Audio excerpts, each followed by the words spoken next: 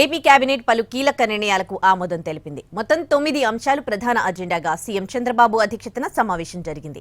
Agenda అంశాలకు మంత్రివర్గం ఆమోద ముద్ర వేసింది. దీంతో ఆంధ్రప్రదేశ్ డ్రోన్ కార్పొరేషన్ స్వతంత్ర విభాగంగా ఏర్పాటు కానుంది.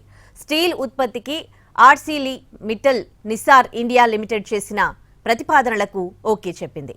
ఆ కంపెనీ కోరినట్లు అనకాపల్లి జిల్లాలో క్యాప్టివ్ పోర్టుకు అనుమతిచ్చింది. విద్యుత్ శాఖలో 710 కోట్ల రుణం కోసం హడ్కోకి ప్రభుత్వ గ్యారంటీ ఇస్తూ కేబినెట్ ఆమోదముద్ర వేసింది. నాగార్జున సాగర్ ఎడమ కాలువ రీటైనింగ్ వాల్ నిర్మాణానికి గ్రీన్ సిగ్నల్ ఇచ్చింది. పోలవరం బనకచెర్ల ప్రాజెక్టుకు సంబంధించి జలహారతి కార్పొరేషన్ పేరుతో ప్రత్యేక వ్యవస్థ ఏర్పాటుకు కేబినెట్ ఆమోదం తెలిపింది.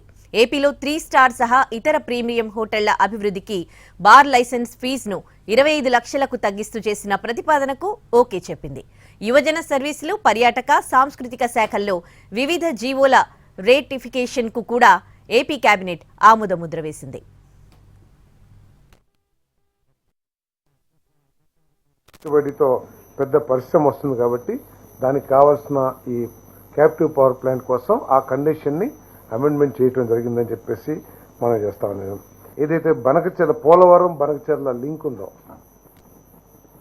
ఆ ప్రాజెక్టు నిర్మాణం కానివ్వండి, సర్వే కానివ్వండి, ఇవన్నీ చేయటానికి ఒక కంపెనీని ఏర్పాటు చేయాలని చెప్పేసి జలహారతి కార్పొరేషన్ పేరుతో స్పెషల్ పర్పస్ వెహికల్ ఏర్పాటు చేసేందుకు ఒక ప్రతిపాదన కేబినెట్ దగ్గరకు వచ్చింది.